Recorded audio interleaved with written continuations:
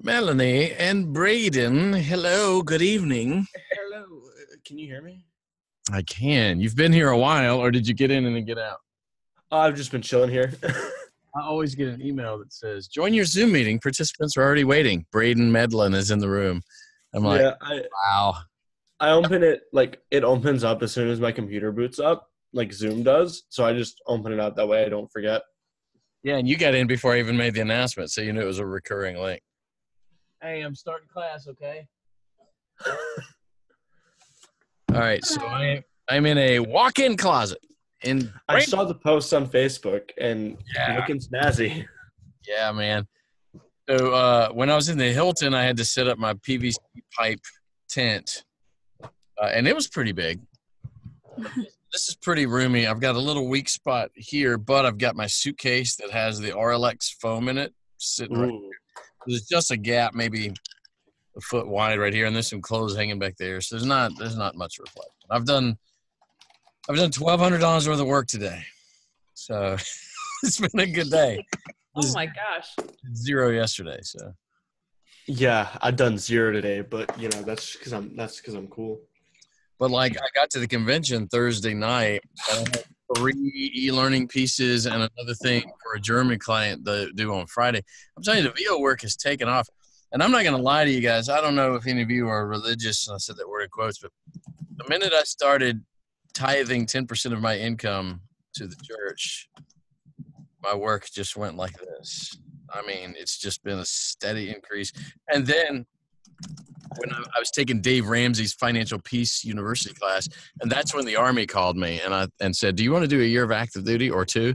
And I was like, that is not a coincidence. I mean, I've been in the Army 30 years. It's not like they just call you and ask you if you want to do a year of active duty. That's rare. I mean, it's happened. I did a year and a half from 08 to 10. But I'm a big believer in that, Andy. I'm not super religious, but I'm not super religious either. I just love Jesus. Yeah. I like to say that to make people uncomfortable. It's really funny when like you have a full conversation with someone and then like it, I find it always relevant, but then I'll say something like, yeah, and then the Lord or something, which always feels very awkward to me. Uh-huh. But then they're like, wait, what? And then like it totally diverts the conversation. So I always think it's cool to bring it up, but I never like push it. Never. Well, you guys know I preach a nerd church service at the Comic Cons when they let me, and it's yeah. What is that? Is that actual like church? I thought it was just a funny like get together. Well, I did learn later that some conventions have sort of an atheist pokey church thing like Pokemon. And so on occasion people show up at mine thinking it's going to be that. And then I always get a band, I always get live music. And so it only takes them like halfway through the first song to realize that it's real. And then they just like I was doing it in Birmingham and this guy dressed like Jesus came to it. Right. And that's awesome. He didn't stay long. And then there's some people in the front row and the band was warming up. The band had never been to a Comic Con and they were like, I've never done a worship service with a furry in the congregation. I love it. And it's so funny because those furries will be worshiping. They'll have like their hands up in the air and just with their little like things. Yeah. That's great. Yeah, it's hilarious. Yeah, pause. And but they were like, dude, I heard some people talking and they're like planning on heckling during this church service. And I said, they're not going to heckle. There's no way. It's so people who are going to heckle only have one vision of what church is, and it's the church I grew up in. I grew up Catholic, and they are so disconcerted when they see genuine worship music. And there's like some cute little 20-year-old girl on the stage with her eyes closed singing like in unadulterated worship, and you could see on their faces like, I've never seen anything like this. I don't know what this is. I was going to heckle, but I don't know. I'm not prepared, And so then they either stay or they go. But it's neat because the crowd is either there's 3 or 4 kinds of people that come to this nerd church. There's people who would have missed the convention to go to their own church, or there's people who would have missed church to go to the convention and now are happy to have church there.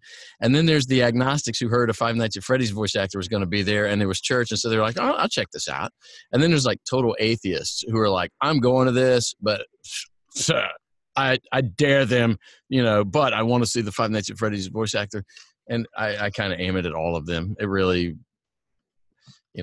And I only had one message. I've preached at like 10 different conventions, and this time was my repeat. So I had to write a whole new one. And so I was up until like 1:30 in the morning, 3 nights in a row, getting it all done. And, but in fairness, in my brain, it was only 12:30 because I'm from a different time zone. So I'm only just now catching up. Anyway. That's really cool. Thanks for telling me about that, because I had heard you mention it. So we have a guest speaker coming in tonight. Tim Tippett, the VO Tech guru. Sarah's excited. I spoke to him today. Yeah, I talked to him a couple weeks ago. Yeah. Yeah, we had our consultation today. That's so cool. Did you get much out of it? What'd you get out of it? Well, I sent him some of my own audio for him to kind of listen to and figure out how I should best master it until I have the penultimate studio. But he mentioned a good noise reduction that I can do on my audio that's not within Audacity as is. And then he explained the differences in his classes that he offers, the one-on-one courses versus the group courses, the videos that he does. So it was really helpful. It was very informative. And granted, we were doing it within 15 minutes and my eyes kept like flicking towards the clock. Like, I'm not wasting his time, am I? Yeah. But no, really, really, really friendly. I really appreciated it. He asked if I was going to VO Atlanta and I was like, yes, I'm coming to one of your sessions. Yeah. Because I know nothing. This is the part of voiceover that I am hung up on all the time. Man, and it's probably worth right now for a minute or two talking about VO Atlanta and other conferences. I don't have a class devoted to that, but I mention it on occasion. Hi, Steve. Welcome. And hi, Tim. Welcome. I was just going to talk about conferences for a second. There are numerous voiceover conferences around the country. VO Atlanta has evolved into the biggest and I think the best, but I haven't been to any others. But last year, I want to say 600 voice actors at VO Atlanta. It's really like a world-class professional conference for any field that you're in. You walk out of that, if nothing else, supercharged or recharged and ready to go. But I feel like you walk out of 4 days of conference with so much knowledge and so much new stuff and so much motivation. It's well worth the money. And when I say the money, from El Paso, Texas, I imagine it'll cost me $1,200 to $1,500 to get there if I decide to go in the next 3 weeks. Because you got to get to Atlanta. You really want a hotel room in the hotel where the conference is, but you could save money there. You're just going to end up hanging out because there's a bar and half the value of the conference is when all the sessions are over and you're just hanging out with everybody because they all go down to the restaurant and the bar and the lobby, and there's 600 of them down there, and you can introduce yourself to one person and spend 3 hours learning so much from them. But there's other conferences. There's one around Vegas run by WOVO, which is World Voices, and I may do that one this year just because Vegas is a lot closer to me. There's a Mid-Atlantic voiceover conference, MAVO, M-A-V-O. There's what's it called? It's in LA and it's connected to the Society of Voice Arts Awards. That's voiceover. That's the name of the conference. It's only like 1 or 2 days. And there's another one. Oh, there's one in England that's coming up soon called, I think, the One Voice. I don't know. And then there used to be one called FAFCon. And there's smaller ones out there, but they are, you talk about getting bang for your buck. You investing a little bit of money in your career. So Sarah Ruth, I'm so glad you're coming. Excited. And it's in So excited. And it's in 3 weeks. So we're going to get a report from you if I don't go. And I've got my business cards and everything ready. I can't get them there. Well, and I'll tell you this, you won't find a lot of use for that because you're just handing your business cards to other voice actors mainly. I'm But just gonna be chucking them. I just picture myself on a balcony just chucking them. I come home with a stack of them every year from VO Atlanta. And then in one of our classes, when we start marketing, we'll go through quite a few of them and talk about all the variety in business cards and really what you ought to be doing with yours. But anyway, it's an amazing, and one of my classes, one or two, I will share with you my notes from some of the sessions I did because I took extensive notes on LinkedIn marketing, Disney casting, radio imaging, e-learning marketing, and probably something else that I can't remember now, but it's all in my Evernote. Anyway, welcome to Mr. Tim Tippett, the VO Tech guru. How are you, sir? Can you hear me? Doing okay. How are you? There it is. Hey, Sarah. Hi, Tim. Those Hello. pipes, man. Those pipes. I got a little bit of a cold I'm getting over here, so if I start coughing, please excuse me. Hey, no, you're sounding kind of rough, though. I think you may not be coming through right. We're sounding kind of boxy, kind of echoey. We might need to... Don't start with me, Andy. No. I'm not joking. No, What's going on? because we've done this 2 or 3 times. I know what you're supposed to sound like. Hmm. You guys hear the boxiness? You know what we're talking about? Okay. Yeah. Okay. Let me try reloading here. See what happens. What kind of interface do you use, Tim? The Apollo. Apollo Twin or the Duo? The Solo. How's this? Still the same. Okay, let me quit and I'll rejoin. Okay. Bye. Tim Tibbetts outside Chicago. Outside Chicago. Tim Tibbetts, ladies and gentlemen. All right. 1, 2, 3. I'm like 2 hours from Chicago. I'm like 8. We're missing 3 people tonight. Here he is. He's coming back. Any better? Yeah, I think so. Do again. Test 1, 2. Test 1, 2. No, it's not better. Really? No, I don't know what's up with it, man. I don't know what's going on. Hmm. Is your Zoom input right? I mean, I know you use Zoom all day, so it's Yeah, I think so. that's bizarre. Sorry, guys. Ghost in the machine. Yeah, Ghost. I'll check my preferences here.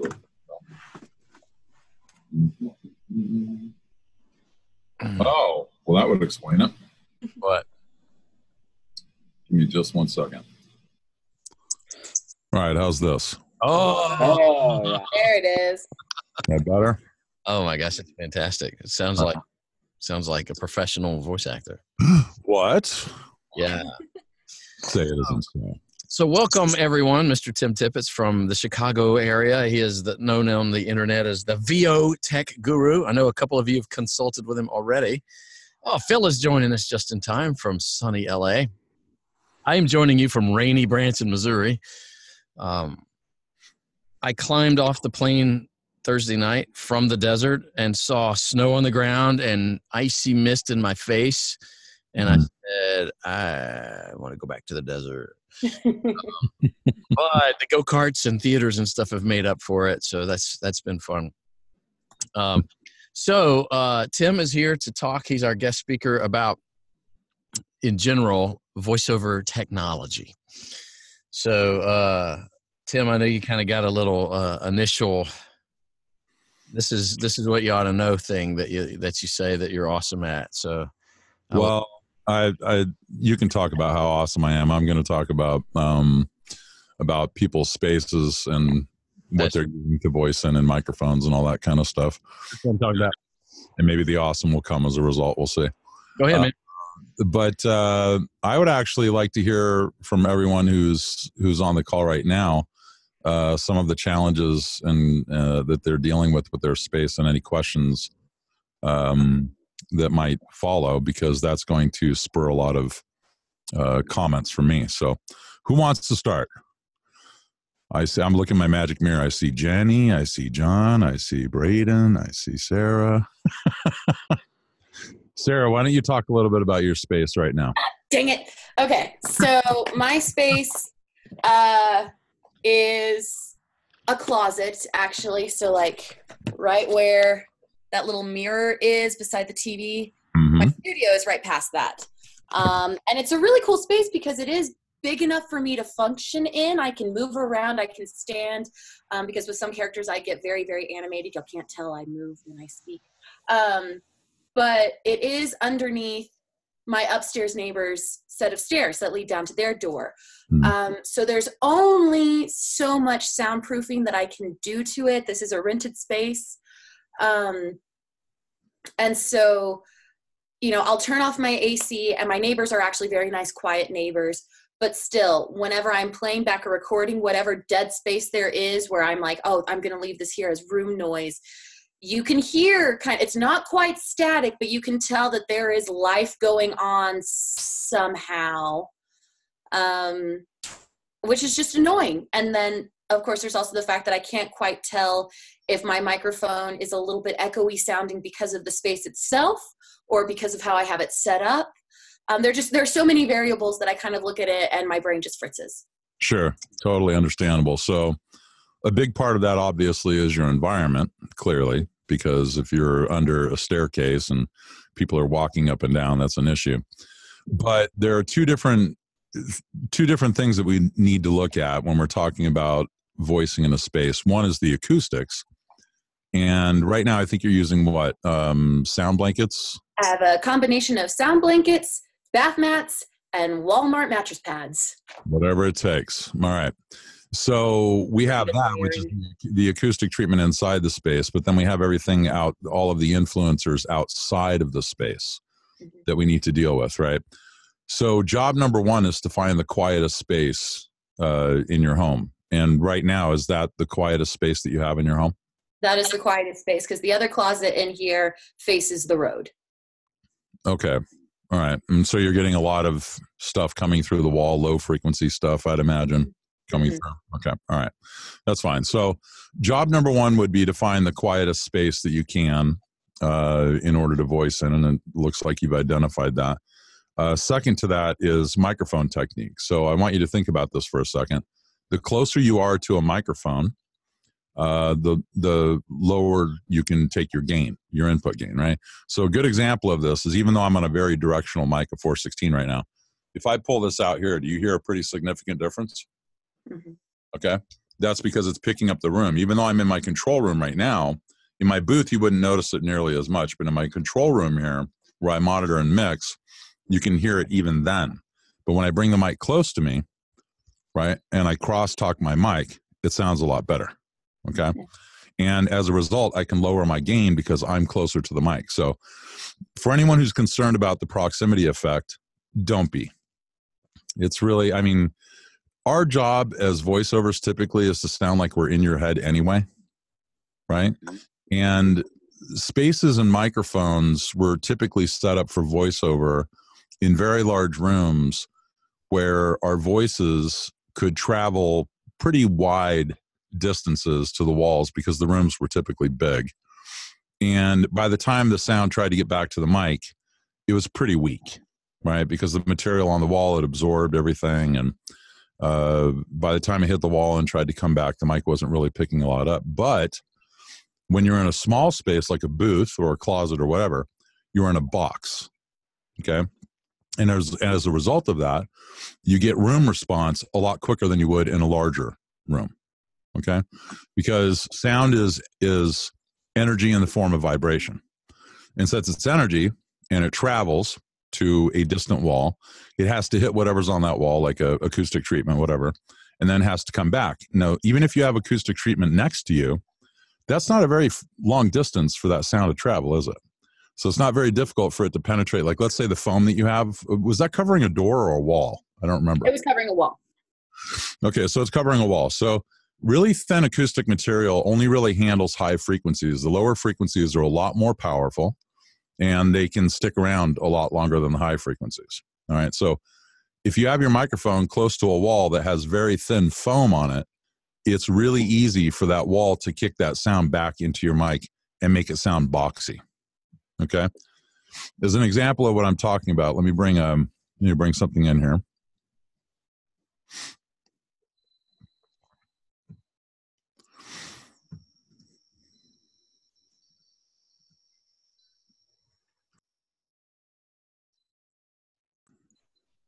Okay, can you guys still hear me okay? Yes, sir. Okay. Here's that boxy sound that I was talking about.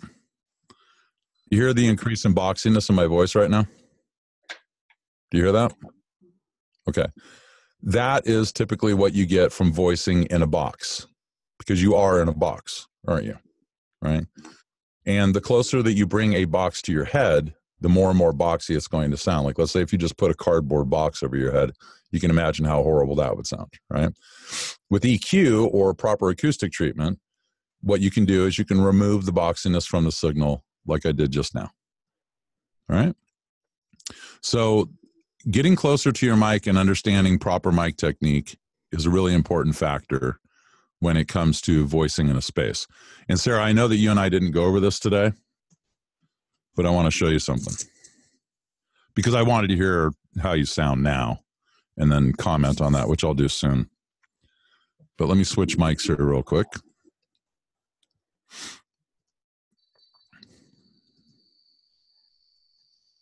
Okay, I'll be right back.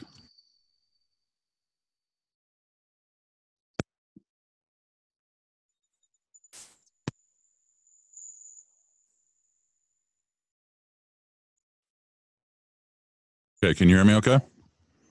Mhm. Yes, sir. Hello? Okay, hang on one second. Let me put my headphones on here.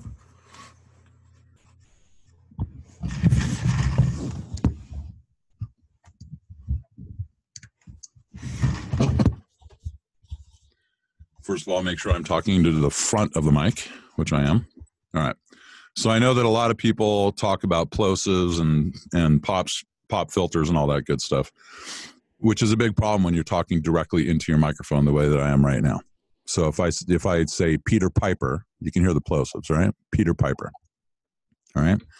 But from about 4 to 5 fingers width away, if I take this microphone and move it to the left around 20 degrees, turn my head back this way toward my copy and cross-talk the mic, Peter Piper, no plosives. So I've now taken a lot of the room out of the equation, right? And I've also been able to lower my input gain because I'm a lot closer to the mic, right?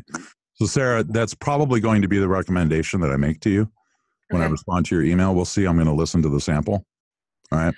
But with sound blankets and the really thin foam and all that, and you being under the stairs, that's something we can do right now to lower the the input gain and kind of mitigate the issues that you're having. Okay. So the microphone just about 40 degrees off center, you were saying? No, about 20, right around 20, maybe 25. Okay. And a good way to do it is to just put it in front of your face like this.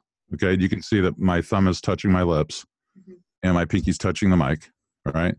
Turn the mic to the left and then crosstalk it. And another good way to do this is to just have it in front of you and Peter Piper, Peter Piper, Peter Piper, Peter Piper, until you don't hear any more plosives. Peter Piper. Okay. Okay. And then you can turn your gain down. All right. I'm going to switch mics and let someone ask another question. All right. Thank you.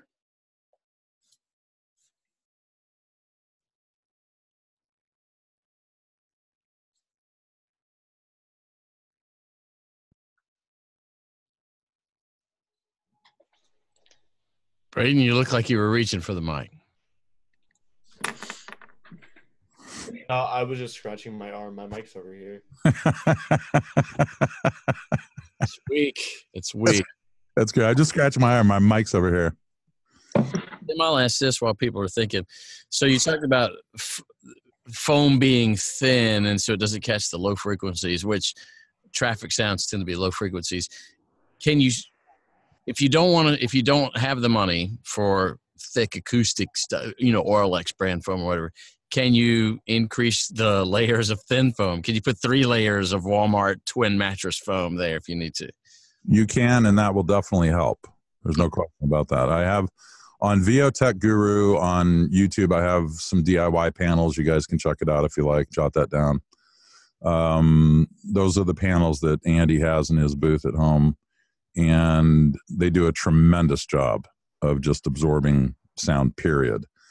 But several layers of something definitely can make a big difference. I've seen anything from, and you guys should try this at home. If you have a duvet or some other heavy blanket, just cover you and your mic like you're a ghost costume, right?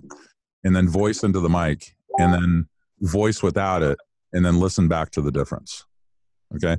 Now on that note, what input levels are you guys shooting for? Because during recording, right? What input levels are you shooting for on average? Because that's really important because it relates to your input knob. Someone's playing something. That's you, Andy?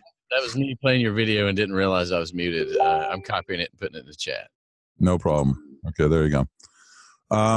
So who wants to pipe up about what input levels they're shooting for, if at all? You guys have any target that you're going for? I'll go ahead. Usually, I host a podcast with two other guys, and we're usually shooting for between -6 and -12 decibels. Perfect. Perfecto. That's exactly what you want to do. And if you go over a little bit, that's fine, right? And under, obviously, is fine. But guys, we're just talking about the peaks in your audio, which are your loudest parts. So a good way to figure out what it is that you should be doing with your gain input knob is to read something that's in your wheelhouse, right? So like let's say it's commercial reads, or let's say you're switching over to animation. You're going from commercial to animation, and you're getting very loud with the, all right, boys, round it up. You're doing Sergeant whatever. Andy's a lot better at that than I am, I'm sure. But the point is that you'd want to change your gain for that type of a read until you're shooting from -6 to -12, somewhere in there for your peaks. Okay. Has anyone been having any problems with input gain out there? Do you mean like peaking? Yeah, peaking, just clipping, which is going all the way to zero, over zero. Anyone had any of those issues? Braden, you do? Okay. And anyone? Oh, Braden? Yeah, constantly. It sucks. I just didn't know quite the technical side of it. Mm-hmm. Okay. Which DAW are you using to record in? Audacity, Audition? Oh, Audacity. Audacity. Okay. So everyone knows DAW is digital audio workstation. So that could be Audacity, it could be Audition, it could be Reaper, it could be whatever, Pro Tools, etc. Okay. So, John, when you're in Audacity, what issues may you be having or not having with levels?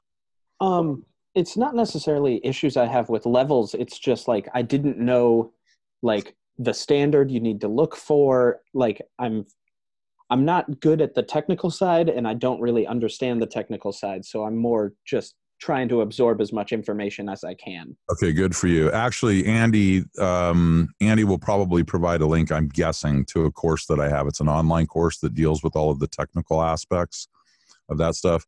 We cover EQ, compression, downward expansion, bringing it all together, the whole 9 yards. That's already in the Facebook group, but I can repaste it. Oh, okay, great. Okay. That course is what I've been teaching online for about maybe 5 years now, one-on-one. And I took all of that and put it into an online version of it. And we have a face group that's creeping up on 200 members now. Or no, 210 members, actually. And I think the course has like 300 students, right? So it's building quick. And it's also what we call a drip format. So I release content over time. We currently have EQ released. We have compression released, downward expansion. I'm working on video number 2 right now. So as things are released, the price goes up. It's just the way dripping content works. But it's one of those things where if you get into it, I think it caps out at, Andy, I think I have it at $497 once I'm done with the course. But it's something that I'm going to keep adding to. I certainly do in the Facebook group. We hold contests for, trying to find sibilance and killing it, or boxiness, or whatever, based on what it is that you learn from the course. But if I'm doing a repair like I did for a Toyota commercial once, where they had some in-camera audio that they were trying to make sound like their on-set audio, which is not an easy thing to do. If I were to record that process and then post it to the group, you could understand the value of something like that. So I'm just going to continue to bring more and more content to the platform, is the point, right? But if you're feeling technically behind the curve, that is a fantastic resource for you. All right. So, yeah, go ahead, Andy. What's it currently priced at? It's currently priced at $247. And I think I have a countdown timer on there for when I release the next video. I think there's like 2 days left. And the first lesson is free, isn't it? The first lesson is free. So if you go to the landing page, then you will see the first video at the bottom, somewhere around there. And you'll get an idea of how it is that I teach this stuff. And I think that you'll get a sense that, hey, this stuff actually isn't that difficult to understand. I put it there, and I believe the first lesson is all about EQ, right? It is all about EQ. It's about the basics of EQ and just breaking down the 5 different regions in a way that you can consume them easily and not fall asleep while you're watching it. So John, if you know nothing of technical, then you're like me. And I was like, okay, I've heard of EQ. This is probably something. So I watched that lesson. I'm going, okay, that's good. Yeah, I like that.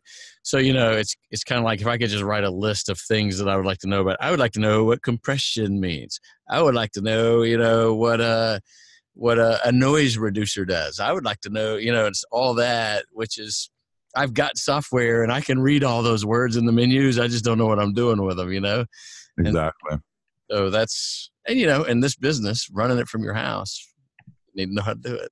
Yeah, it's stuff that you have to have, guys. I mean, honestly, and there's also a special running right now on RX Elements, which is a noise reduction software, as well as Declicker. It's normally $129. It's on sale for $29.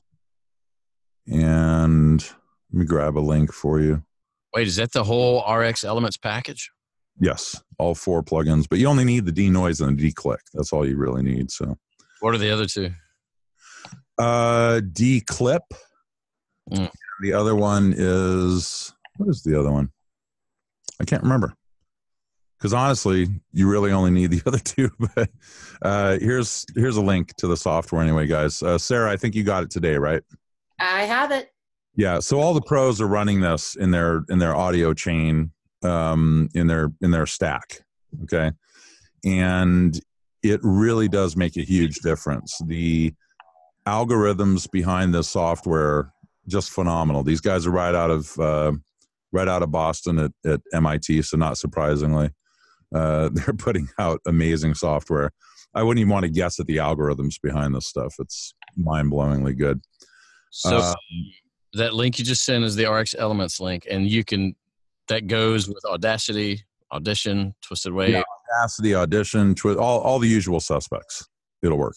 You're going to have a more difficult time processing stacks in DAWs. I mean, I'm just trying to be transparent here, because people will talk about, well, I don't have the money to buy like Adobe Audition or whatever. But at the end of the day, when you're doing this every day and you're doing it several times a day, when you're ready to make that jump, something like Adobe Audition will definitely be worth your time, because it has features such as being able to create a favorite, which is a macro for any of you Excel people out there. It's a favorite that records everything that you do, and then you can save it. So everything I might do would be to open my preset, run the preset, normalize it to -3 dB, do whatever else it is that I want to do, save the favorite, assign that to a shortcut key, hit that one key, and boom, it just handles it, right? So what I like to say when I'm in the booth is, when I'm voicing, I'm making coins fall from my mouth, right? That's kind of like the imagery that I have in my mind. And when I'm not doing that, I'm editing.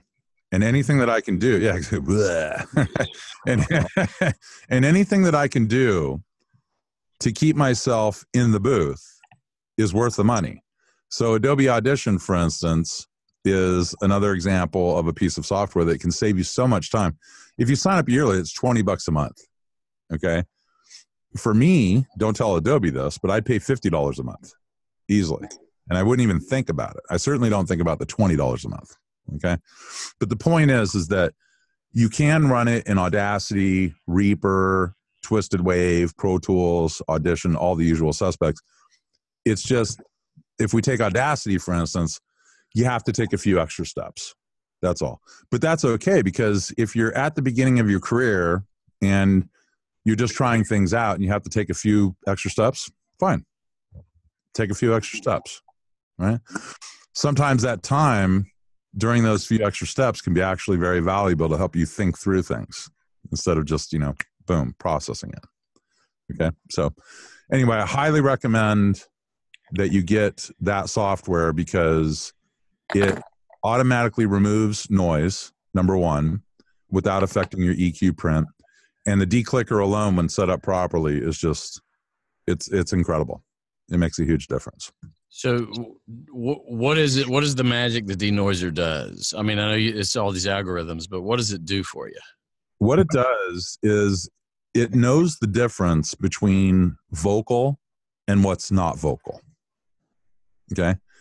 Again, I couldn't explain the algorithm. I just couldn't. But it knows the difference. And it gets rid of the non-vocal. Yeah, it's freaky. Well, and I'll tell you, it works for me because I'm recording in here in a condo. Mhm. And there's a washing machine over there. And I mean, I turn all that stuff off, but noise, somebody opens a door, that kind of stuff. And man, I run my little stack and everything sounds pretty good at the end. On occasion, there's something I got to go back and fix. But yeah, that's going to happen. I mean, we can't expect absolute magic from these plugins, but 99% magic, it's here. We have it. Yeah, I'm recording 7-minute narrations to the count of 2 to 4 a day, even on vacation. And, That's incredible. And I'm just sitting in here. I mean, 7 minutes, it's mind numbing, but at least I'm getting compensated for it. So Hey, there you go, man. There you go. It's okay. Well, I will tell you that in Audacity, for instance, when you're taking a noise print and you're using the denoiser in there, there's the possibility that you are going to run into a problem where artifacts come into play. And here's how that works. So you take a sample for the noise reduction software. It goes in there and it says, all right, this is what you are saying noise is, so I'm going to go after that. The problem is your voice shares a lot of those frequencies from that sample. Okay. So it might be low frequencies, mid frequencies, high frequencies, whatever. And again, if you go to the landing page for the course, you'll understand a little bit more about what it is. Well, you'll understand a lot more, to be honest with you, about what it is that I'm talking about right now. But what a plugin like that does, what I'm going to say a mid IQ plugin, for lack of a better way to put it, what it does is it says, okay, you want these frequencies removed from the vocal track. Got it. It goes and does that. And then you have these little alien chirping things in the background for anyone who's experienced that if you hit it too strongly. Okay. RX, when set up properly, which is just automatic, you just put it on automatic. Somehow or another, and I've done this extensively with 2 or 3 other very, very high level audio pros who have witnessed me run the plugin, and comparing the original EQ print over what they call an infinite cycle, which means that you're taking several samples of the EQ to get its print over time, and then running that against the infinite print of the noise reduction being applied after the fact, no difference. In fact, the white line we used for before and the red line we used for after, and we all couldn't figure out what the problem was because we couldn't see the white line because the red line was covering it perfectly. Wow. Okay. So it really is phenomenal. $29, total no-brainer. I can't recommend it highly enough. Okay. So and there's lots of people that can help you figure out how to use it, but it's really kind of fun to just kind of record something and then run your things and say, how does that sound? Oh, how does this sound? Oh, how does it? Oh, okay. I like how that sounds. Well, I'm going to tell you guys, when you run it in your stack, and I'll keep it for this group and whoever's watching this video after the fact.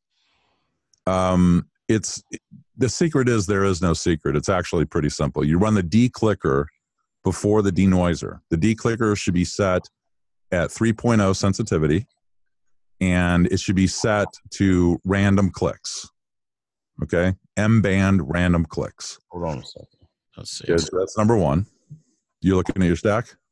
No, I'm writing this down in the Facebook group. This is your RX declicker.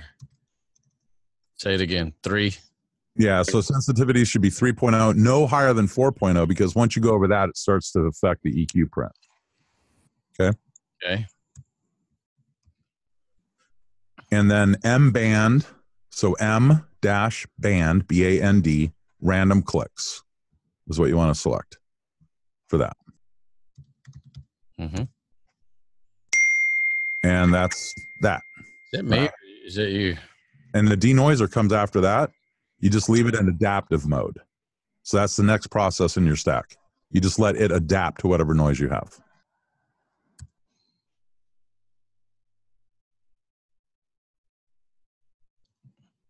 That's it? That's it. Now, of course, there's parametric EQ before that. There's downward expansion and compression after that, of course. But for denoise and declick, you're going to find that it makes a really significant difference. All right. I'm putting that in the Facebook group so we don't lose it. Somebody's dinging, Tim. I think that's your Facebook messenger that's dinging your messenger. Someone's dinging me? I don't know. I keep hearing a ding, and I don't think It might have been me. Let me see. Oh, were you unmuted? Oh, no. It might have been like a notification that someone just purchased your class. It is, in fact, someone just purchased my class. It's me. I've heard Hi. it. I've heard it twice, and 2 people in the chat have just said they bought it. So Yeah, so that's what the dinging is. All right. buy it just now too? What's that? Siri, did you just buy it just now too? I can't tell. Yes, I did.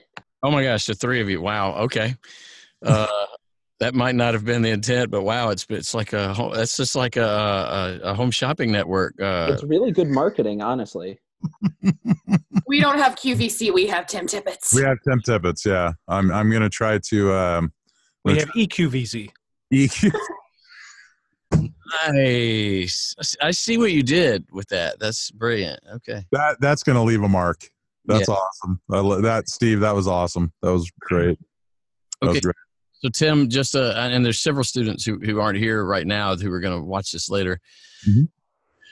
If you've got a little bit of money, Yeah. a little, Mhm.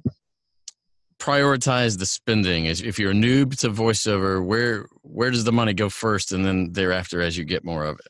Here's what I tell people when they contact me. So we all know that when someone contacts someone else for a job or an interest, that the first, where there's going to be personal interaction, the very first thing we do is check them out online. Okay. So my one-on-one course, for instance, which is a lot pricier, but that's not the point. Before I offer someone that one-on-one course, I meet them in person. Okay. Because Andy, you know this. When you have a good amount of subscribers on YouTube, you get this kind of niche celebrity vibe thing going on, and people meet you and they kind of freak out because you're on YouTube. Big deal, right? But to them, right, it means everything in the world to them. So when they meet you, they're like, oh, right? And it's a really big deal, okay? But at the end of the day, you have a lot of people out there who aren't quite as stable as you'd like them to be. So that's why I always meet someone before I determine whether or not I'm going to work with them, right? So anyway, going back to what you were saying, one of the things that I will tell a talent, if I have checked them out online and they're saying, hey, I need tech help, the first thing that I'm going to do is evaluate them as an actual talent, all right? And if I feel they're not ready for the tech game because they're just out of the game, period, then I will tell them, hey, what you need right now is you need VO coaching. All right. So if you're are you saying number one, Andy? Number one. That's number one. It is number one. Okay. So chances are, though, if you're in this game, it's because you're passionate about it. You probably have some talent. You're in this course. You're pursuing it. And I'm going to tell you that probably 2% of the people I meet, I say that to, where, hey, you need some coaching, at this point before you really worry about your tech game. All right. So anyway, I hope that answers your question. Right. So obviously you need a mic. Well, yeah, you need a mic, right? You need a mic. You need treatment. So I guess from all that, some people are like, oh, I've got money. I'm going to go buy $1,000 microphone. Yeah, don't do that. Don't do that, because what ends up happening is when the barrier to entry for VO is already high enough, we don't need to help ourselves make that wall any higher. Okay. Now, that's not to say that the wall is so high that you're like, well, I'm never going to make it in this business, because Andy, as you know, what was the post that I made? By 2025, we're going to be sitting in the middle of a $314 billion a year e-learning industry. Oh, easily. That's ridiculous. Everyone, look at everyone who's not going to college because of YouTube, right? Because of Right. Because of courseware that I'm putting out there, because of lynda.com, because of, would you rather have 100 professors teaching you different things or one professor teaching his one single point of view? I don't think that's a question that needs to be answered. Right? Right.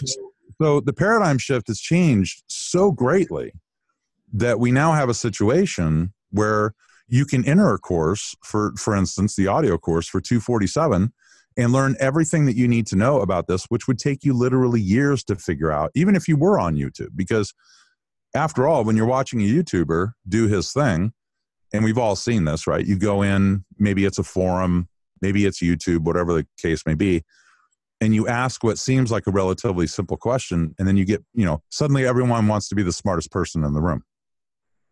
They want to show how smart they are.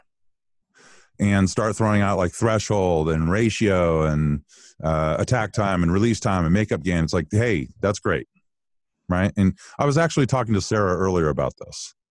It's a serious problem. People either A, don't want to give up the information, or B, just want to show how smart they are. And what I'm all about is, how can I get this information in your guys' hands as easily as I possibly can, right? And as quickly as I possibly can. And so that big paradigm shift has changed the way that we approach VO. And so it's a lot easier for us to get into the game than it used to be. And because of that, and going back to the cost of, microphones, interfaces, all that kind of stuff, for someone who wants to kill it in VO, who's an experienced VO actor, who's been around for a while, it makes a ton of sense to get the best of the best. Because you can, okay? For someone at entry level who's just trying to get into it, you can go to votechguru.com/services, and you can hear a pre and post of me taking a guy with an MXL $110 microphone, putting him in proper position on the mic, like I showed you earlier. And then you can hear, and he wanted to go for like this commercial kind of pre-finished read.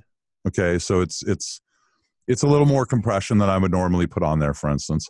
But you'll hear the difference between someone who didn't know what they were doing on mic with their space and then what could be with a $110 mic. I got it. You want to hear it? Yeah, we can hear it right here if you play it, sure. Well, if my internet will catch up. Here we go. Need to sell your structured settlement or annuity payment? Take a little, take a lot, take it all. 877 cash now. Need to sell your structured settlement or annuity payment? Take a little, take a lot, take it all. Call 1-877 cash now. I'm not a lip reader, but I think John Christie just said, damn.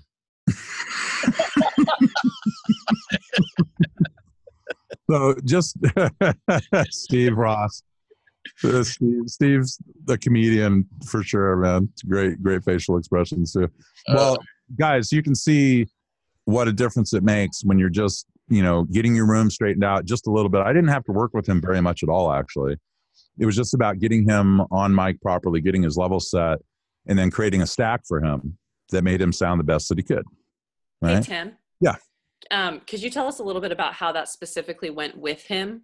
I'm just curious about, like, did you video chat him and say, okay, now do this? Or was it more like kind of what you did with Sarah, where she sent you a sample and then you're going to listen to it and that kind of thing? No, I actually, same exact process with Sarah, actually. I met with her at first to make sure she's cool, which she's ultra cool, by the way, for anyone who doesn't know her. She's ultra cool. Oh, stop it, John. She's just cool. But that's the first thing that I do. And then I talk about what challenges they might be dealing with. And then I say, hey, why don't you send me a sample of where you're at now? And then I can comment on it. And then we can decide what the next steps are. Okay. So with that particular individual, who, by the way, gave me permission to use it as a sample in case he's listening to this.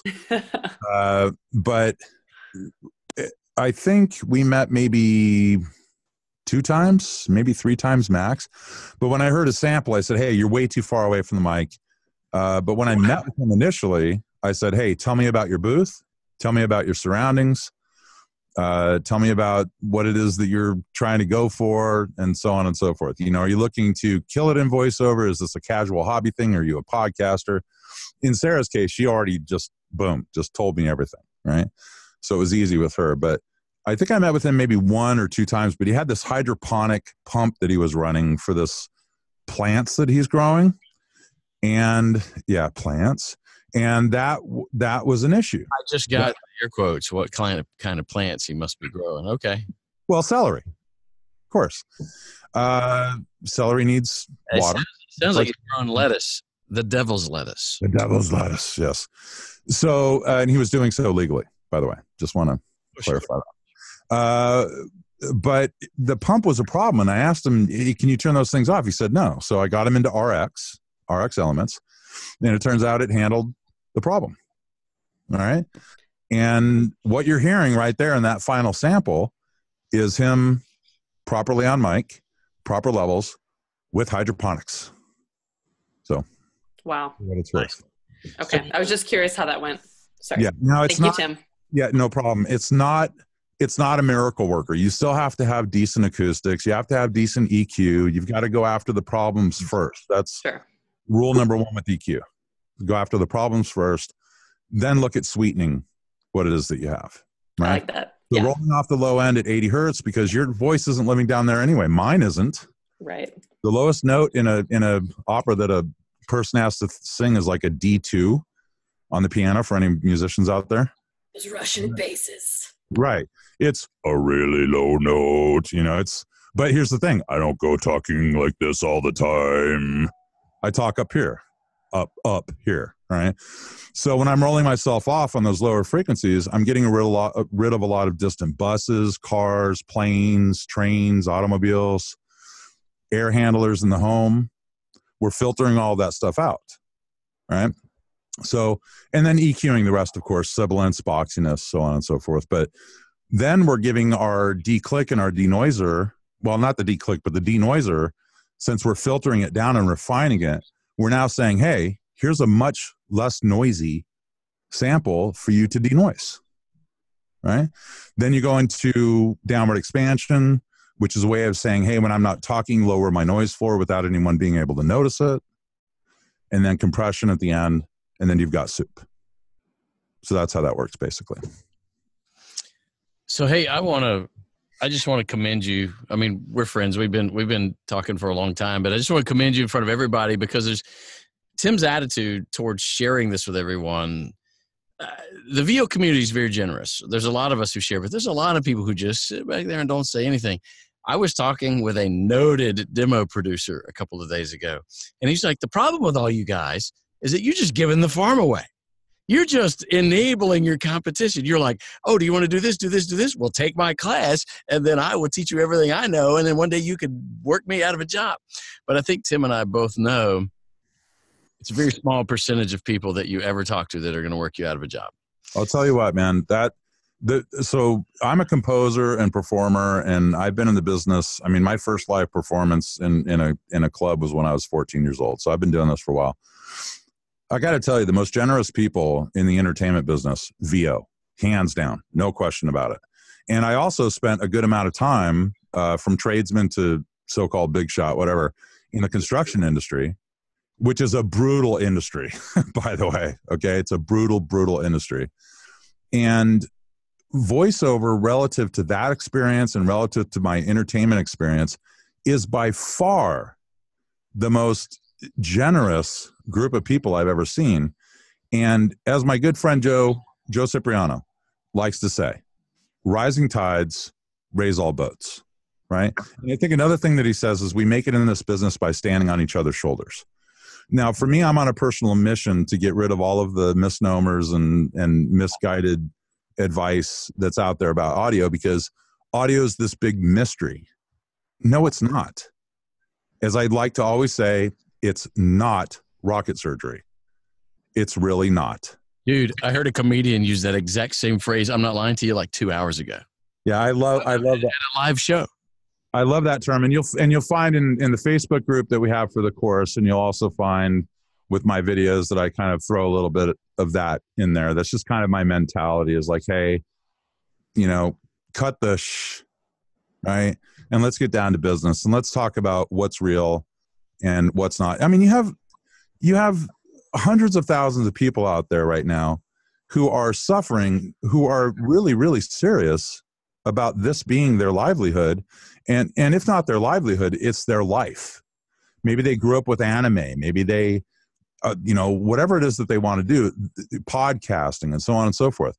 They want to communicate out to the world. And we know that first impressions are everything. Okay. And it's not cool for someone to half-ass doing research and development on something and then bringing back the goods and saying, hey, here's the truth. No, that's half the truth. What about the other half? Not only that, but can you bring it down to human level to where we can understand it, please? Because that would be really nice. There are so many esoteric terms in the audio industry. It's ridiculous. The term compression alone, give me a break. Like I said before to Sarah earlier, can't you just tell them that it's an automatic volume leveler? Can't you just give them some idea of what the damn thing does? And then you can have the conversation from there. Right? So that's where my head is at with all of this kind of stuff, guys. It's just, I'm on a bit of a mission. Did I find a way to monetize it? Yeah. But duh. Why wouldn't I? Okay. But I'm not charging a lot for the information that I'm giving, number one. Well, that's actually number two. Let me go back to number one. I am on a mission to get all of this stuff cleared up and to stop all of the confusion, because nobody needs to be in a booth trying to be somebody or something that they're not, and have this subconscious or even very present thing that is saying your audio sucks. Nobody needs that. It's the worst thing in the world. And for those of you who may have noise or mouth noise out there, if you have problems with that, you'd be surprised how many of my students have come back to me. And it was a surprise to me, by the way. But I kept hearing again and again and again, since taking your course, for some stupid reason, my mouth noise has either reduced greatly or it's gone. So as usual, I went into the cave and researched this, and I found that mouth noise, with viscosity of saliva and all the other gross stuff that's in there, right? When you're nervous, think about it. A little kid, what do they do when you catch them in a lie? They swallow, because their salivary glands are going nuts, right? Because as actors, we all suffer from imposter complex, right? It's our job. Right? So we're like, okay, well, I got to get in this headspace. I've got to be this person. And that's enough as it is. We don't need any more stress in our life. So anyway, that's my big ass long mission statement about what it is that I'm trying to do here to help you guys get to the right answers as quickly as possible in a way that's easily digestible, and just stop all the madness, get rid of the headaches, and let you do what it is that you want to do without thinking about the rest. So there you go. Hey, I want to jump on the end of that, because you said the word imposter syndrome, and some of us know what that is, but it's funny because some of us have it and don't know that it has a name. Imposter syndrome is the feeling you have when you're doing this and you say, I'm a total hack. I'm no good at this. Everyone is about to discover this, and then I will just be out of a job forevermore. And we all have it at every level. You don't ever totally. I said this to him 3 or 4 classes ago, and Quinn was like, "That's what that's called." Yeah. Imposter complex. If I said imposter syndrome earlier, I'm sorry. It's imposter complex, and I suffer from it to this day with technology. Okay, because what if someone has a better answer? What if everything that I thought, but this is an analytical at work, right? You're just thinking and just churning, and which is a good thing. You should do that. But at the same time, you're on this meeting right now, you're in front of a microphone, and you're willing to express your feelings and your ideas and ask questions. Congratulations, because you've overcome the imposter complex 99%. And it'll still rear its ugly head, that's for sure. But well, getting in front of a mic, mm-hmm. Think about it, guys. Getting in front of a mic, that's gnarly. I'm from SoCal. I'm allowed to say that, but that's gnarly. That really is getting in front of a mic and letting people hear your voice, possibly worldwide. Like most people would freeze in a heartbeat at that idea. All right. So you've already gotten over that, but I just use it to kind of like, you know, touch that thing with people a little bit and say, look, you don't need anything on top of that, right? You really don't. And so that's why I'm here today. Andy, you asked me what, 2 days ago? Yeah. If I wanted to be here. Look, guys, I don't care about the course. If you want to take it, if you don't want to take it, great. If you take it, awesome, great. Okay. But that's what I do.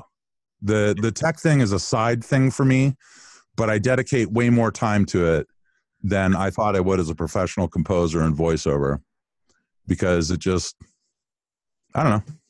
My mom says it's a sickness. I'm a helper, but whatever. I think it's a good thing. I've got a lot of karma bucks in the bank. I'm good with that. Okay. So anyway, take that for what it's worth. Awesome. And Steve commented on that and said a good way to fight it is quit using the word aspiring in front of yourself, in front of voiceover. And we say that a lot out there. If you're either a voice actor or you aren't. But Tim, semantics are important, not just in how other people see you, but in how you see yourself. And Tim, you've got a semantic thing that you've been pushing lately on how we say things, the words we use to describe ourselves. What's your yeah. So that is, and I'll get into this here real quick. The first thing that I want to say is be careful of what you say to yourself, because you're listening. Okay. That's reality. All right. But what I spread out there to all the Facebook groups out there was, if you're using the term home studio to describe yourself, stop. You're a pro studio, right? Home studio to me is like a billboard that says home cooked meal, right?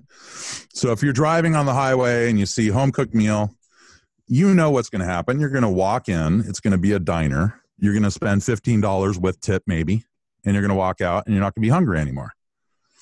Okay, great. Mission accomplished.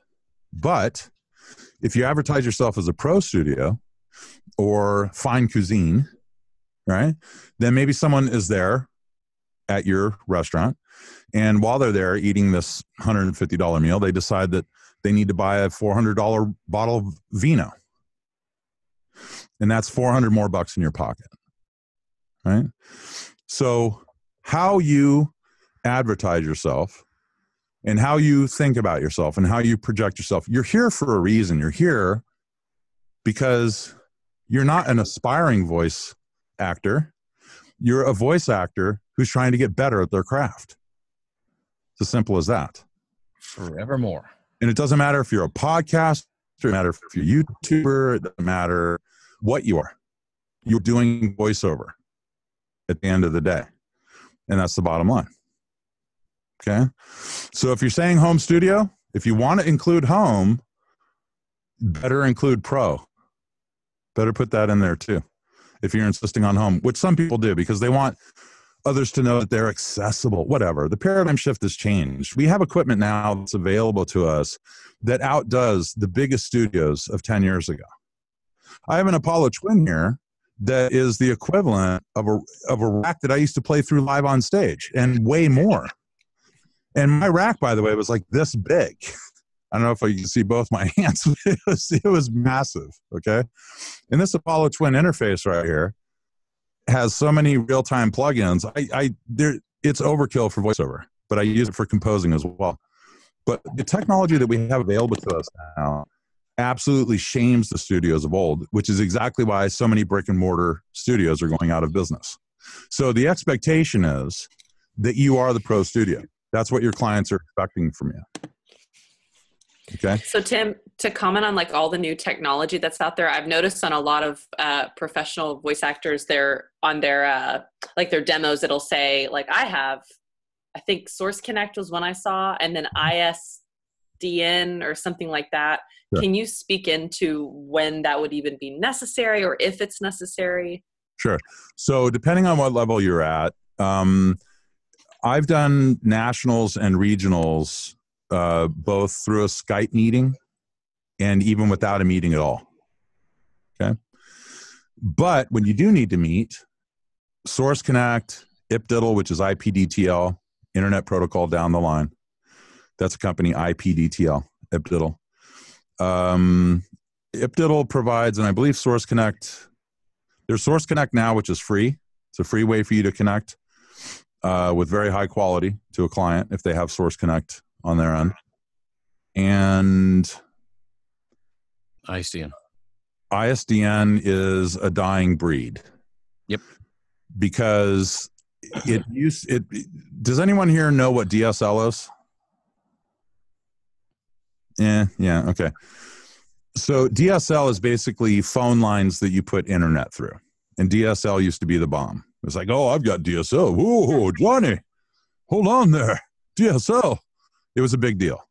And then broadband came. And then it was like, DSL, bro, lame. Right? It was a complete, it was unbelievable.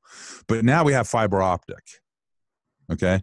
So now a lot of the studios at this time are saying, you know what? I think it's kind of time for ISDN to go. Don LaFontaine and a couple of others, I think Bob Bergen might have been one of them, and a couple of others were just pushing for this home studio concept. And that's how ISDN was born. That's my understanding of it. But even in California right now, if you call AT&T and you say, hey, I'd like an ISDN line, they're going to say, excuse me. Right? There's like one guy in California who understands how to get an ISDN line into your home. And when I say one guy, like he's the same guy I keep hearing about. Okay. But Source Connect, don't quote me on this. I believe Source Connect now has a way, if you buy their software, to bridge to ISDN if a studio still has it. IPDIDL definitely has it. Yeah. But that being said, if you have a really, really good studio, and you've got good things like a good demo and all the usual suspects, your marketing, your website, all that stuff, it's really easy to get on the phone with someone during a Skype session and do the read for them, and they can tell that you're competent, and they can tell by the sample that you sent in that you're not going to need a whole lot of hand holding. So your audition and how it sounds has so much to do with what your client perceives and how they're going to treat you during the next steps. Okay. One of the reasons that I hardly ever get called, and I mean very, very rarely, to do an ISDN or a Source Connect is because I send in my audition and they say one of two things. Okay, let's set up a meeting to go over it, or we'll wait for your VO. Okay. So I'll jump in and say what all of these three softwares do is allow the engineer on the other end, wherever they are, to record right there in their room from your microphone. Mm-hmm. Yeah, so it's as if someone were recording my voice right now, except not at Zoom level quality. It would be at, I think, 320 kilobytes per second is the highest that we have right now. Yeah. But that's very, very high. That's like almost wave level. Okay. Check this out. Any of you can right now go ahead and say you have an IPDTL capable studio. That doesn't mean you sound good enough for that, but you can, because all you need is Chrome and $15. Yeah. So Melanie, I hope that answers your question. $15 is a day. Yes. Thank you so much. I was just curious because I kept seeing it, consistently enough. It's, you can talk about the mic that you have. You can talk about your studio space. You can talk about all that stuff. But if someone is coming to check you out, they're doing it after listening to your audition, right? So if they hear that the quality is X, and that's a very high X, they're not really going to care that you have a $5,000 preamp and a, this is a $1,000 mic. Do I need it? For some things, yeah. Do I need it for this? No. No way. Okay. So, just word it properly. Just say, look, you have a pro studio. In a pro studio, if you guys go and listen live to the sample on the VOTech Guru, the one that Annie played earlier, you're going to get a much better, clearer idea of what that sounds like. But that's a $110 MXL microphone, and it's broadcast ready. If you listen to my commercial demo, it was $100, $150 AT2020 USB, not even XLR. And I recorded it by Source Connect with an engineer in Chicago. And I was in Mississippi in a bathroom closet lined with foam. Yeah, Steve, you've got that's a Yeti, Blue Yeti. Yep. Okay. So the Blue Yeti has a self noise level that is X, but it's a very good sounding microphone, especially if you're set up properly on the mic. Not a bad microphone at all. RX Elements will take that self noise and just make it bye-bye. Just completely, you won't even know. Very nice. Yeah, it's a large diaphragm microphone. I'm sure you looked through the grill and you've seen how big that puppy is, right? Nice big diaphragm. It's very sensitive and all that. You throw RX on there, your noise floor suddenly just in the tank. So, which will probably help a lot because usually I record with 2 others in the room. There you go. That'll help a lot. That leads me to another question I had because I've heard conflicting viewpoints on it. Where do you stand on acoustic treatment on the ceiling? I never stand on acoustic treatment on the ceiling. It sounds difficult. It is very, but if you have one of the surfaces covered, typically you're okay, but it depends on how well you have it covered. So if you have like office carpet on the floor and then a hard lid ceiling like drywall, I'd say that's probably not a good idea. Well, I do have carpeting in here. This is just an extra bedroom in my house. There's carpeting on the floor, but we do have a sizable table in the middle. Okay. Well, one of the things that can really help you with that is proximity to your mic. Okay. And just getting all of the room response out of the mix. All right. As I said before, even though this room is very well treated, it sounds much different out here than it does here. Okay. So if you're able to watch the video, what I'd like you to try is getting that microphone, look for the diaphragm in the middle of the grill, find out where it is, get yourself positioned correctly, but also pay attention to the vertical. Okay. Think of the diaphragm as a lens taking a picture of you. You want it to take a picture of your mouth, not your forehead, not your neck. Right. So if you get it in position properly, and then I guarantee you, if where you are right now, if you position it that way and listen to the 2, you're going to hear a lot less of the room. A lot less. Cool. Thank you. You're welcome. And going back and talking about the Source Connect and stuff, I'll give you guys, when I first started at this, I started in late 13, but in 14, when I hired my coach, and I told you guys I wasn't crazy about her because I'd already heard everything she had to say on her podcast. She was conducting a live podcast with 2 other people in 2 other towns using Source Connect. And she was so excited about it. It was this new thing. It was going to replace ISDN. And she'd been doing this for 20 years at that point. So she's like, if ISDN doesn't die this year, I'm going to kill it myself. She says, it's so antiquated. Well, it's still around, but it's fading and fading and fading and fading, and it is going away. But you still see people put it in their LinkedIn profile, ISDN voice actor and all that, which almost to me says, I'm in LA and I'm expensive. And so it's almost like broadcasting to the world, don't hire me unless you're willing to spend big money. And you know what? I can broadcast that without putting ISDN on there. Or I could say, I want you to call me first, and then we'll talk about how much money. I don't want you to rule me out from the get-go. It almost just seems like you're disjointed and detached from the whole thing. I don't know where Tim went or what happened to him, but he disappeared. But anyway, those are some pieces of software that I could share with you or tell you about. Hey, welcome back. Sorry, dogs were barking. Okay. Did they unplug you? No, just my crazy bulldog. Yeah, is that the one that has to keep line of sight with you? Yeah, no, my nutty French bulldog. I have 2 of them, and she's just a total whack job. Total whack job. We don't believe you. Show us. I can't right now, but she's man. She hears a leaf. She hears a leaf, and she's it's insane. Majority of this class is millennials. If you start talking about dogs, they're going to all ask to see it. It's like I've never met a group of people more in love with dogs. It's like, I'm going to bring my dog everywhere I go. I'm going to bring my dog to your house. I'm going to bring my dog to my house. Do you have a problem with that? I mean, like, they're dogs. Yes, they're dogs. They're animals. Okay. There's a pup right there. What's that one? That's a Benji looking. That's a filthy lie, Andy. Oh, look at that. I tell you what, there was a voice actor at the convention this weekend that had a stressed dog, and he would hold this dog and pet it as he talked to fans. And it was a super cute dog, though. I petted him. VO community has more pets than any other community that I've known. I don't know what it is, but it's true. Definitely true. Yeah, I don't know what that is either. But I'm like wanting to get rid of mine so I can, travel see the world. You got to wait it out, bro. But man, I hadn't seen my dogs in 5 weeks. I left them with the kids in Mississippi, and we moved to Texas. I hadn't seen my kids in 5 weeks. I just saw them this weekend. Wow. So, my older one flew out. Anyway, that's neither here nor there. Anyway, so what else? We're 10, 15 minutes out from the end of this. We've talked about good stuff. Anybody have? Phil, what mic are you using? Is that the 875R?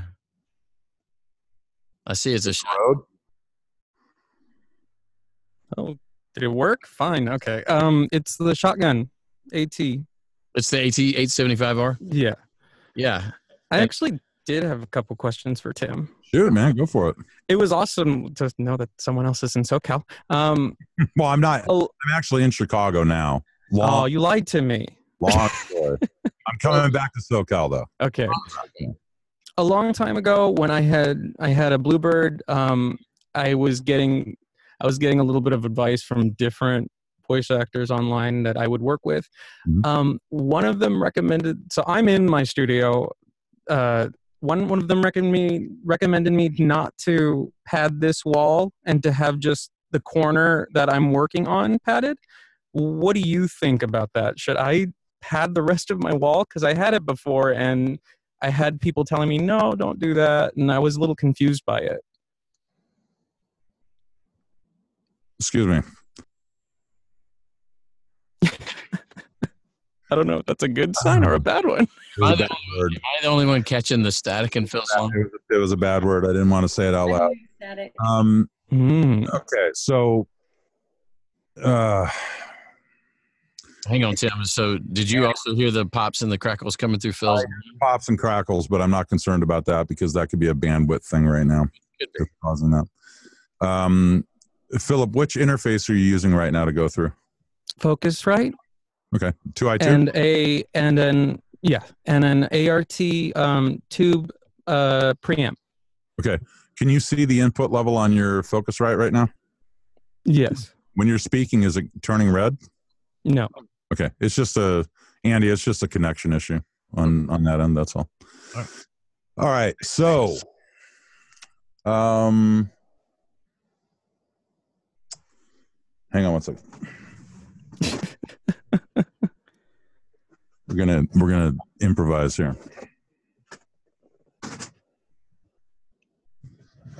Okay, so you're hearing me on this mic right now, right? Yes. Okay, do you hear a difference in my voice right now? A little bit. A little bit. Okay. Yeah. And as I do this, probably Zoom. Yes. Okay. All right. So how far away is that wall from you? It's pretty close. Okay. And what's on the opposite wall? Foam. It's a pretty big closet, but Okay. it's all padded. It's all like I have all the padding on one side. It's just this wall, and then just this weekend I padded the door. Okay. So The first thing that I'm going to tell you is when it comes to advice, you need to look at what the pros are doing. Okay. Every wall in this control room is covered with these 3-inch deep panels. Okay. Yeah, that's number one. Okay. Number two, that wall is right next to your microphone. Okay. If you were to bounce a quarter off of that wall right now, how far would it travel back towards you? Yeah. If you were to bounce a quarter off the foam that's behind you, would it bounce back nearly as much? No. Right. So sound is energy in the form of vibration. Right. In those low frequencies in your voice, we all voice from 20 hertz to 20,000 hertz. It's a very, very wide range. All right. And when you have a box that you're voicing in, every surface becomes an issue, with the exception of an iPad or a monitor that you're at least 1.5 feet or 2 feet away from, which I always recommend. Okay. Those don't really count if the rest of the room is fairly tame. All right. But I've had people who have been recommended to me who are voicing in an open room on a mic that's right next to the hard drive of their PC, and the thing is 2 feet away from them, and they're wondering why they can't get any jobs. Okay. And that's really, really basic stuff. What you're talking about is mid-level. This is the area where most people get into trouble.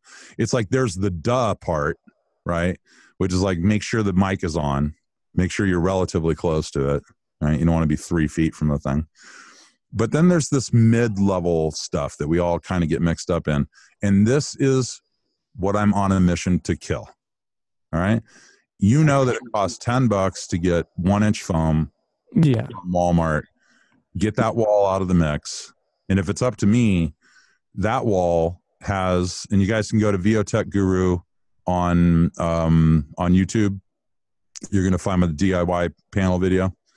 Andy, you posted it, right? Yeah, I have it saved. So yeah, check that out. If you had a panel just to your right, and you did a before and after, and you listened back to it, your head would it would make a huge difference. And the other thing is with my preamp and stuff, most of my quality is pretty good. You know, I have a little bit of compression that I use, nothing too nuts, but like just enough to level things out. And for the most part, everything I put out is pretty good. My big problem though is yelling. When I need to yell for any lines, because I know I sound younger and like I can yell pretty loud, it's just I'm popping. I'm like, it's just all gone. And turn your gain down. So yeah, just turn your gain down. Sometimes I turn it down to almost nothing, and it's still like, do I still keep on that 4-inch or the 4 here, or can I pull it back? Well, here's the dilemma. Okay. When you're close to your mic and you're doing your conversational, commercial, inspirational, e-learning, all that junk, okay, this I'm literally 2 fingers from the front of my 416 right now, okay? Yeah. That's cool. But when it comes to yelling, your room better be intact because you're going to need to move the mic back here. Yeah, that's where I'm at, because I pull it back, and personally for me, I don't like the sound of it when it's that far back, just because it feels like That's because of the room. Yeah. If you had it far enough back, your room is well enough treated. I could even get away with it in here. In fact, I voice a lot of things from here. I don't even go into the tank. I'll just voice it from here. But if I get really loud in here, all right, boys, move it out. Okay.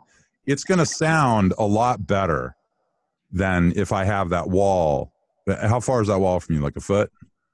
Maybe even less. It's sound a lot better in this room by pulling it away and increasing my gain if I even need to. Okay. Now a shotgun mic is very directional, right? So yeah, its pickup pattern starts very small and then spreads out like a cone over distance. Yeah, I just bought it for my Bluebird, and I actually very much enjoy it. So yeah, I would imagine so. Yeah, it's very, very directional, and it kills a lot of the room because of the side rejection and all that good stuff, right? But the reality is, if you're going to get loud, you're going to do animation and all that, you're going to need to start treating your room. Okay. Well, it sounds to me like this wall should be the first thing I need to take care of. Zero question. Yeah, what do you have on your floor right now? Carpet. It's maybe an inch, maybe 2. Okay. It's not, that part is, again, my quality, what I give people, like I've shared some stuff in here with other classmates, and it's pretty good. And, with my YouTube, I've recorded visual novels and stuff out of here too. And it's always been pretty good. It was just like this. What's your YouTube channel? What's your YouTube channel? Philsterman 10. I have 140,000 subscribers. So. What? Yeah. So. What? Yeah, I've been very red. I've been very red when people, like, especially in this class, they're like, "I've heard of you," or like, "Oh, we've worked together." Like with Sarah and I was like, "Oh, we were in a thing together. I didn't even know." And then like being in the class, it was like, "Oh, we're friends." Hey man, put your YouTube channel in the chat for sure, so we can all go and check it out. All right. No. No, definitely. Come on, man. Yeah, I'm not much of a show off, so I'm Hit me up for subscribed. that promo swap. Share. It's fine. The point that I was, what was the point that I was making? Oh, okay. So what I wanted to say to everybody, because I am expanding, I only have like 4 videos on YouTube. What's up? Bill here. oh shit, Playing who's with, playing me? Ah! that's awesome. Me, I wasn't muted. Sorry. I only have about 4 videos on my channel so far. I'm going to be putting out a lot more videos now, but I can tell you that with only 4 videos, and I think I have around 8,500 subscribers at this point, which for 4 videos isn't too shabby, I guess. But a big part of the reason why is because of the delivery and the VO and the quality. It makes a huge difference, right? So if you have that many subscribers now, when you up your game, I can't imagine what's going to happen with you, bro. But here's what I want everyone on this call to try. If you have a duvet or some other heavy blanket, okay, I think I was talking about this earlier, drape it over you like a ghost costume and voice in that and pair it with the blanket, okay? And then you'll hear the difference between what being properly acoustically treated in your room sounds like relative to the opposite of that. All right. And if you don't have a big difference between the two, you're in really good shape. Really good shape. All right.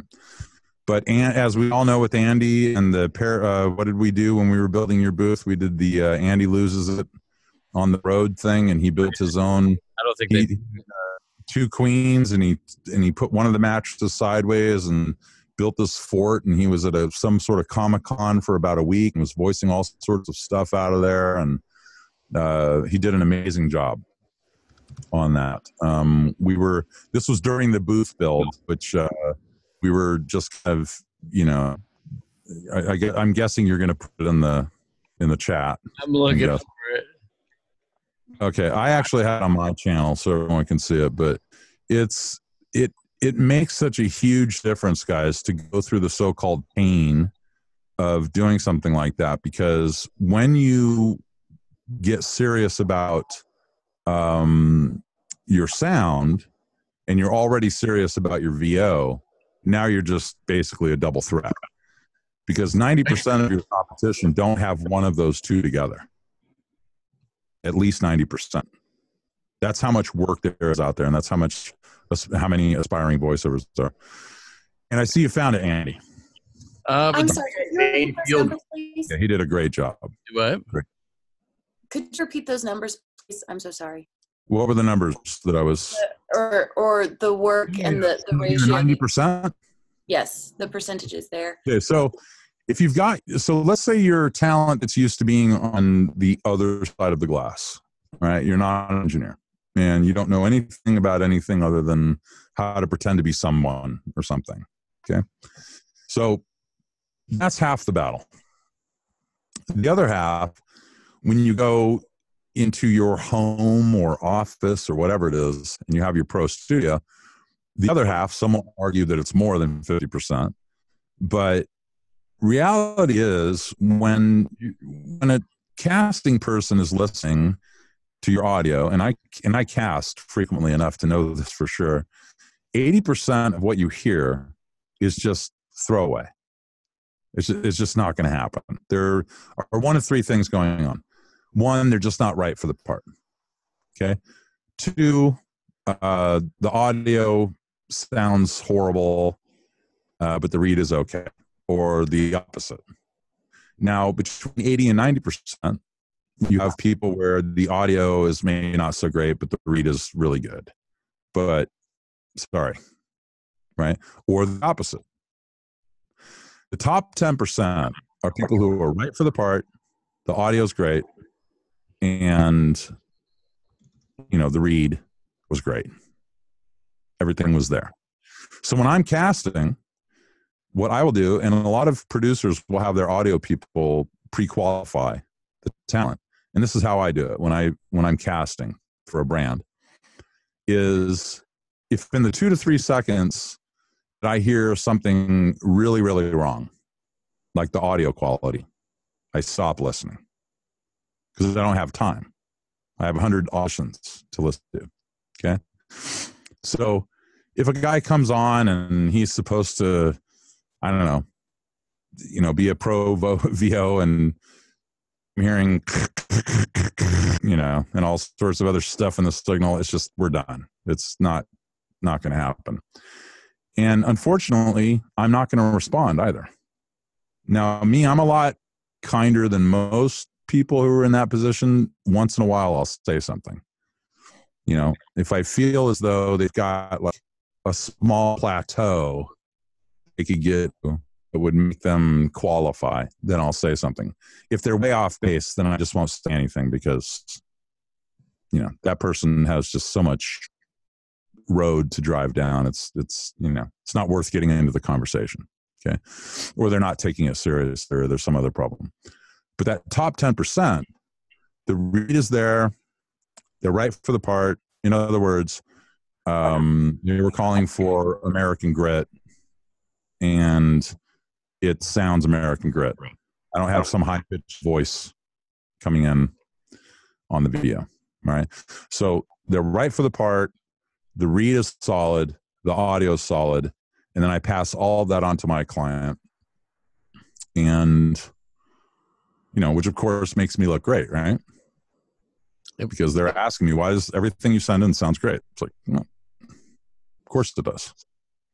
Well, not the ego part, right? But that's what professional people do. That's how they operate. Okay. Well, we're near the end of our time, but I wanted to add a couple things to Phil's question. But I don't know if I said it early in this class, but if you imagine taking a water hose that's on and slinging it around your studio, you imagine, where does the water go? And so if the answer is it stays on the walls, then that's probably a pretty good sound treatment. And if the answer is it goes all over the place, then you probably need to do something with those walls. And Tim will probably correct me on this, but I've never been able to put too much absorptive material in my studio. Yeah. I imagine if I put 4-inch foam over 100% of the square surface area, it might start to sound too dead, but that's expensive. I've just found, but there is some math. And early on, I had the National Center for Physical Acoustics come to my middle school classroom, and I had a closet, and I had them treat it for voiceover as their senior project. And they shared with me the formula, and I really, Tim, ought to get with you, and I can explain math really well. So it'd be fun to make a video of this formula. But we should. The formula involves what level of absorption do you want? Voiceover has a different desirable level than music does. And then what material are you using? Because different materials have different sound coefficients, which can totally be measured. So obviously 4-inch foam has a much better sound coefficient than cinder blocks. Yep. And then the formula involves the percentage of the square footage of wall, ceiling, floors that you've covered with what sound of coefficient. So in theory, you could take a piece of material this big, if it had an infinity sound coefficient, and stick it right there, and it absorb.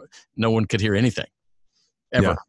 Yeah. It would all just get sucked into there, even if, But the idea is that you get good stuff, you cover a lot of area with it. The better the stuff, the less area you have to cover. But still, that's the thing. You could cover most of I'd say at least 75% of your space, wall, ceilings, and floors, with 2-inch foam.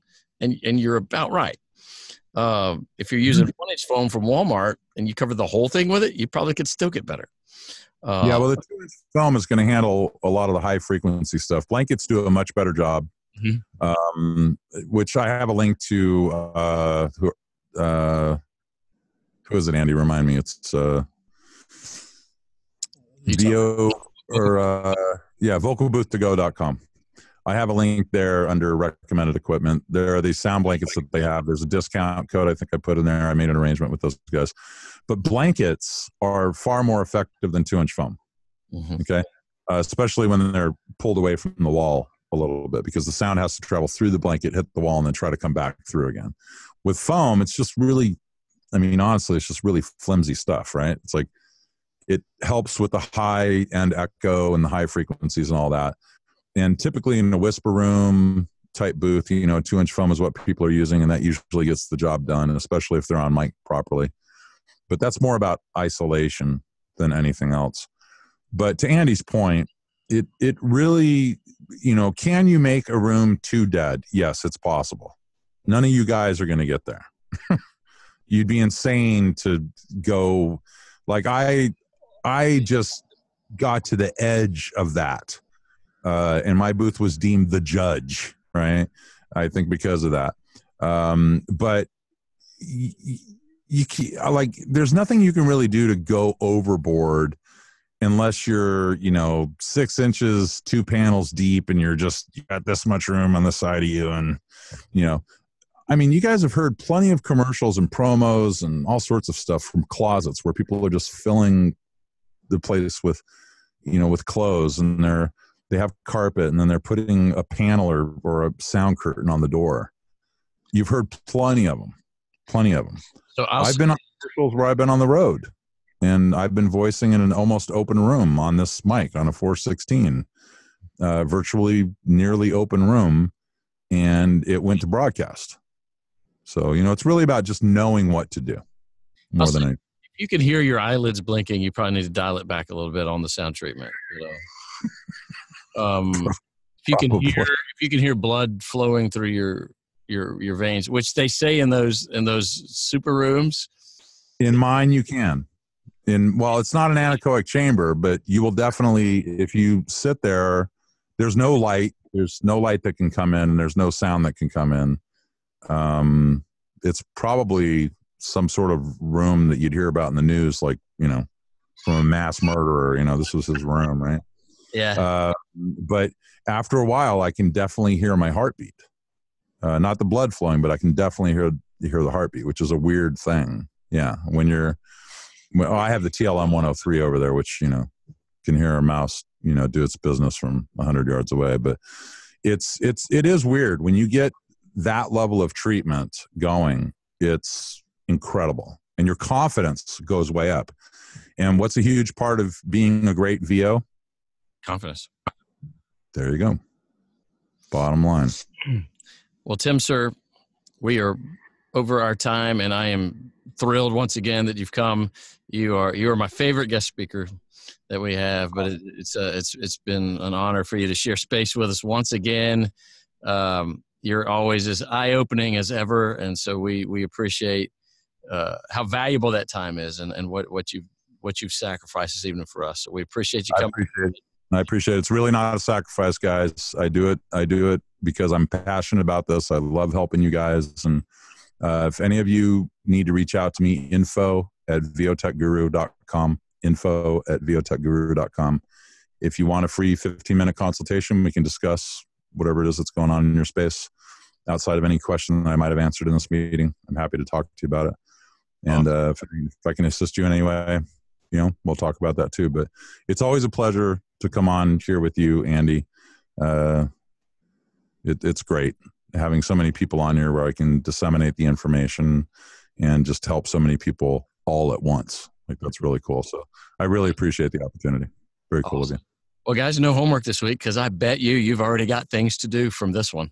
So I bet you're going to go, oh, man, I got some things to fix. And if you don't, then there's plenty to do because I know most of you haven't done all the assignments up until now. So you can go catch up.